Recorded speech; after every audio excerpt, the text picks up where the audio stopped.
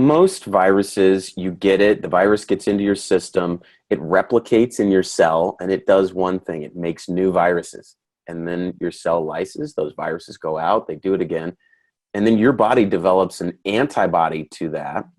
The virus is up here, your antibodies build up and overtake the virus and then clear it from your system.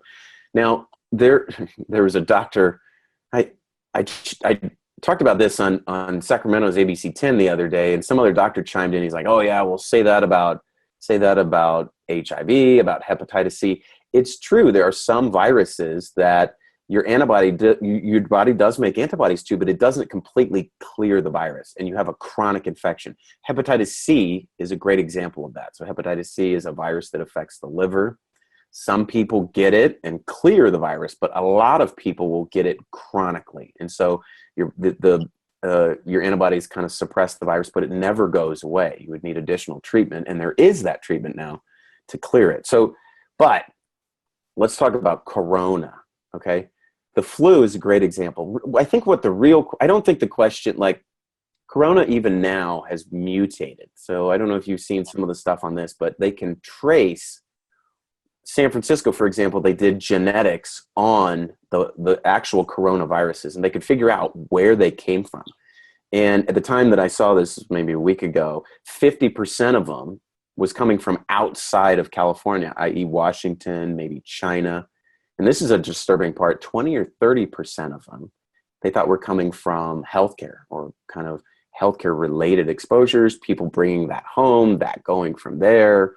But the point is there were micro mutations in the virus that were making that different corona. Now, in the flu season, so I think it's a better question to ask, how fast is this corona evolving? And at what point would it be a totally different virus that could then potentially infect you a second time?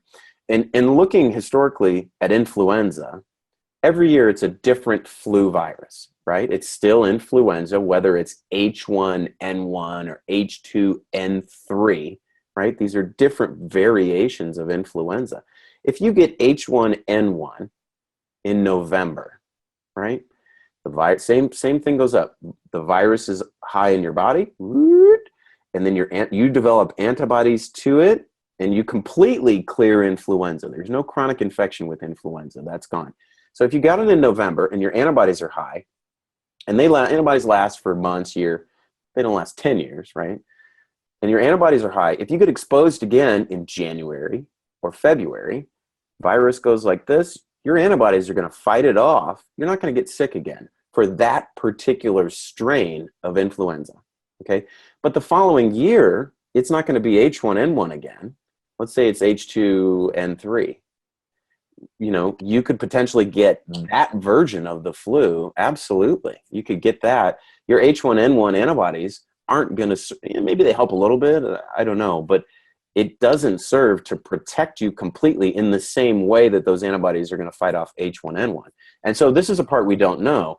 Is coronavirus going to mutate in a way where in a year, the people who did get exposed, cleared it, and developed immunity, that immunity isn't going to work in a year?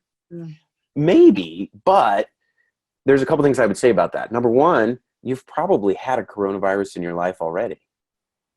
Coronavirus is a common cause of the cold, and we don't care about it until it mutates, which, if we look historically, SARS and MERS, right? SARS was in Southeast Asia, Hong Kong, China. That was like 2002, 3. That coronavirus mutation proved to be, very deadly, 9, 10%, but it was contained. And then there was MERS, which was the Middle East respiratory syndrome, which was also coronavirus. And I think I forget if it was 2012 or 2008, whatever it was so many years later. That one was way more deadly. That was like 30% mortality. But again, it was contained. It wasn't as contagious. But my point is, so these things pop up, but so far, at least in our human history, it's not every year. It doesn't look like a flu virus. So and we don't know is also probably an appropriate answer to this, right? But looking back on it like that, I'm like, Well, wouldn't we have seen it already crop up year and again at a severe level if we've had a couple historical a couple historical episodes of this corona with SARS and MERS? It seems to be every, 10 years-ish, 8 or 10 years or whatever. So that it could turn into an annual flu-like thing, it's theoretically possible, but, I would say worry about something else. There's plenty of things to worry about. I just don't know that I see the evidence that, and then the same thing too is like, what do we see in China? Well, people get it, they become immune, and then the cases go down. It may go up again if they release the quarantine, everybody goes out, but you're not seeing, cases go down and then, they're getting it. It doesn't make sense to me.